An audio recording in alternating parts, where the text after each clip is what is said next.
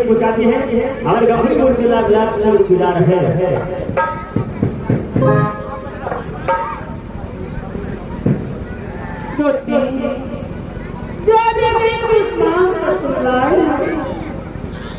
जब हमारे पास काली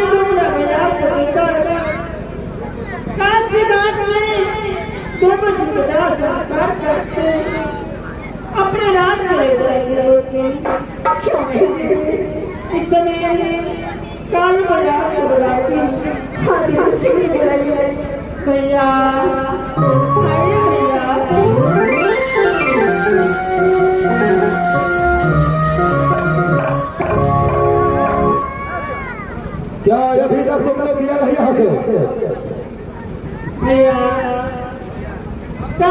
एक बात लाई जो मेरे पास है तो लेकर आप क्या पैसा लेकर के आ गया? हाँ भैया चलो हवाले करो।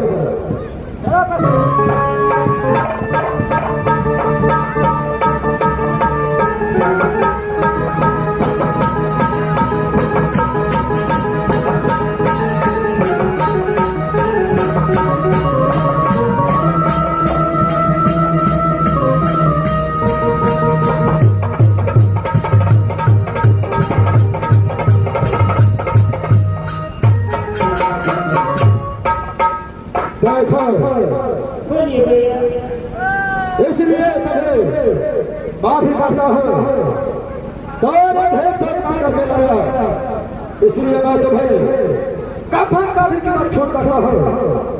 मैं मुर्दा चलाने का सवाल लेकर के आ रहा हूँ। ठीक है भैया मैं यहाँ से सामने के लिए जाता हूँ। आइए भैया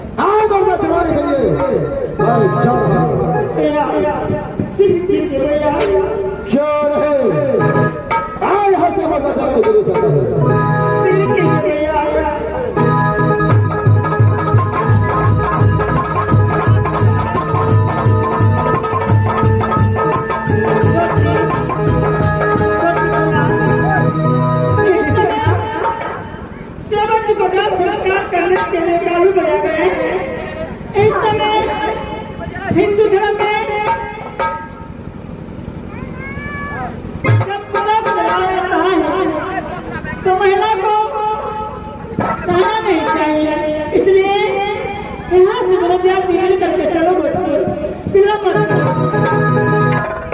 दीदी सुना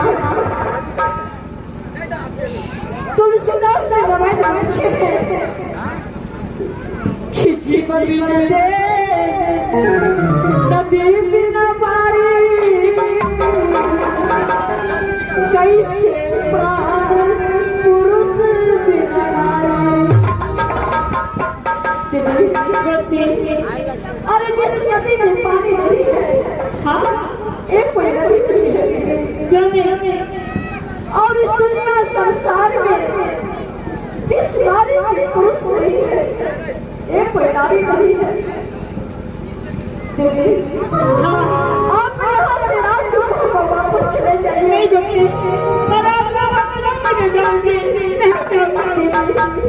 यहाँ से मैं अपने स्वामीनाथ की चिट्ठी में जल करके सत्य मान जाऊंगी लेकिन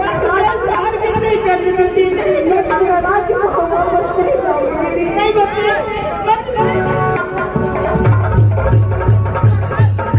दीदी मेरी बात अच्छा दो दीदी।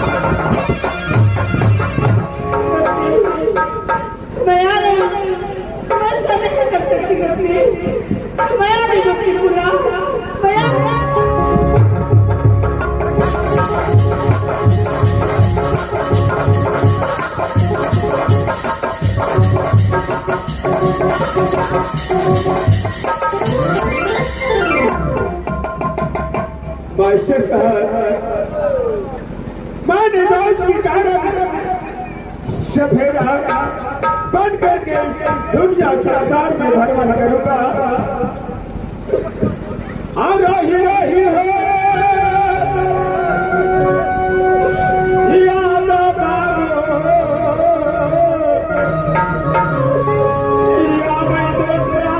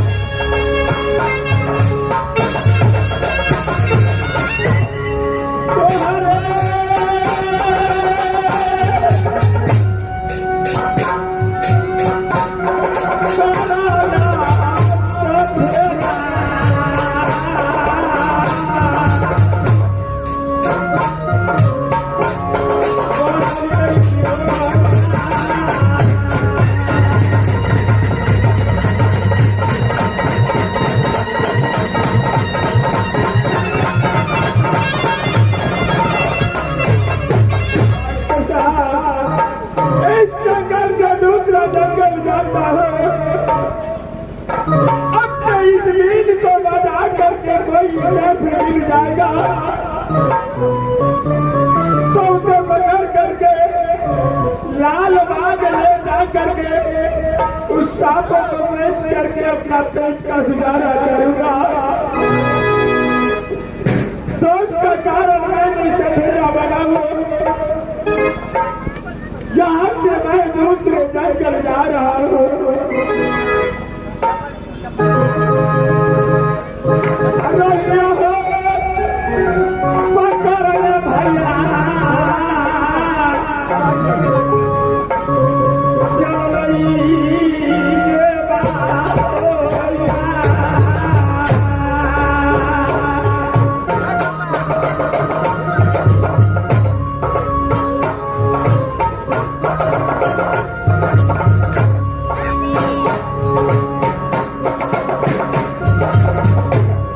Brother!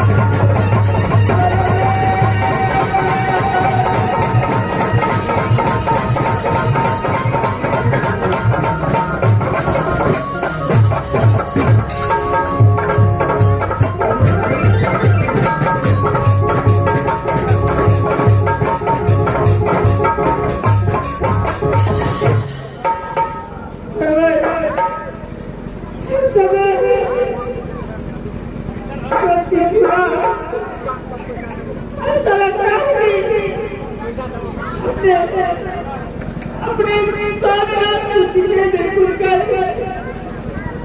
निकला लेकिन जब रात कोई नहीं तो मैं रात क्या करूंगी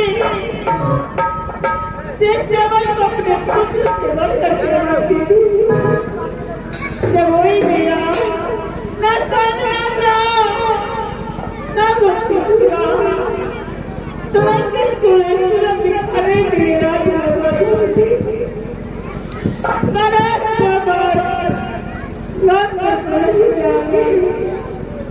किसी न किसी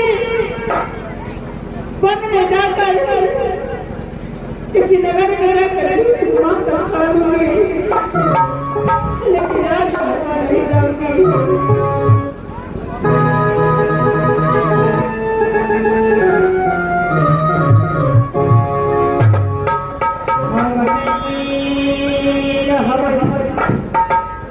यही ना